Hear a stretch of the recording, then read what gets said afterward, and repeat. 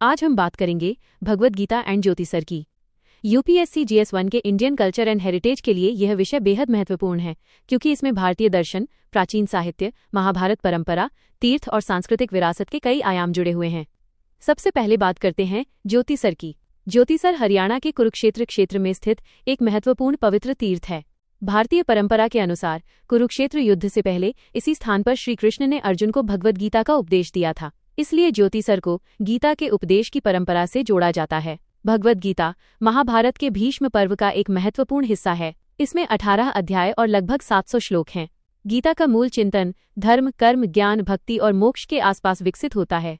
अब समझते हैं गीता की मुख्य फिलॉसफी।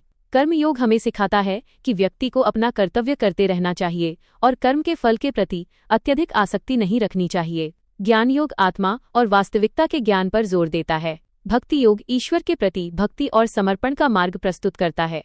गीता का एक महत्वपूर्ण विचार है समत्व, अर्थात सफलता और असफलता, लाभ और हानि जैसी परिस्थितियों में संतुलित दृष्टिकोण रखना। वहीं स्वधर्म व्यक्ति को अपने कर्तव्य का पालन करने की प्रेरणा देता है और निष्काम कर्म व्यक्तिगत लाभ से ऊपर कर्तव्य की भावना को महत्व देता है। अब बात करते हैं इसके कल्चरल सिग्निफिकेंस की। भगवद गीता भारतीय दार्शनिक और आध्यात्मिक परंपरा का एक प्रमुख ग्रंथ है।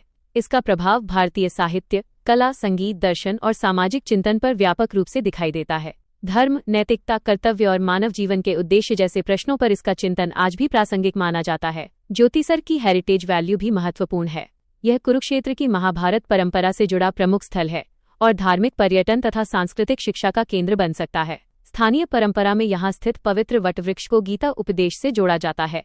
यहाँ गीता जयंती जैसे धार्मिक और सांस्कृतिक कार्यक्रम विशेष महत्व रखते हैं। सरकार द्वारा धार्मिक और सांस्कृतिक पर्यटन को बढ़ावा देने के लिए कृष्णा सर्किट, प्रसाद स्कीम और स्वदेश दर्शन जैसी पहले महत्वपूर्ण हैं। कुरुक्षेत्र में हेरिटेज और पिलग्रिमेज सुविधाओं के विकास से धार्मिक पर्यटन के साथ स्थानीय अर्थव्यवस्था को भी बढ़ावा मिल सकता है।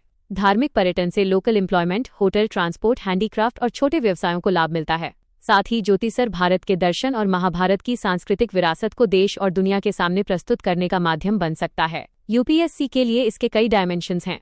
GS1 में Indian culture, philosophy, ancient literature और हेरिटेज, GS2 में कल्चरल प्रिजर्वेशन और टूरिज्म गवर्नेंस तथा GS3 में टूरिज्म इकोनॉमी और हेरिटेज बेस्ड एम्प्लॉयमेंट से इसे जोड़ा जा सकता है।